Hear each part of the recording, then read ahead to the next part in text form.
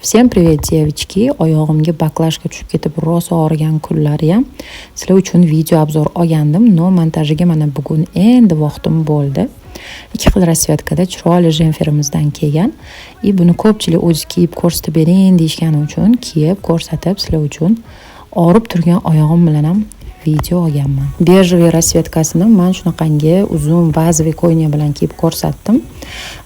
Bu jemferimizni bemalol hijoblilar ham, hijobsizlar ham kiyishsa bo'ladi. O'zini shunaqangi remenchiki bo'ladi. Xohlasanglar qada olasizlar, xohlamasanglar yo'q. Главныйsi juda ham issiqni nafaqat qishga, balki kuzga, bahorga, yomg'ir, shamollarga ham juda ham zo'r, shunday ilib ketishga juda ham qulay.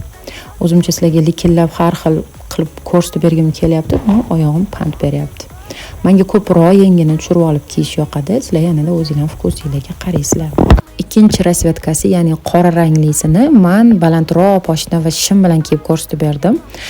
Chunki kabluk va shim bilan meni nazarimda yana ham chiroyliroq ko'rindi. Menga ko'proq mana shu qora ranglisi yoqdi. Sizlarga qaysi rangi ko'proq yoqqanini kommentda yozib ketinglar. Lekin oyog'imni men bu kabluk juda ham qiynab qo'ydi. No, kulib turishga majburman, chunki ishimni juda ham yaxshi ko'raman. Qizlar buni razmerlari 36 dan 44 gacha bemalol keladi. Eng zo'r tarafi qomatingizdagi любой kamchiligingizni berkitib turadi va sizni yana ham chiroyliroq va ko'rkamroq qilib ko'rsatib beradi. O'ylaymanki, bugungi brak oyog'im bilan qilgan obzorim sizlarga yoqdi va bu jemferdan kimga kerak bo'lsa, bemalol mana shopga murojaat qilishingiz mumkin.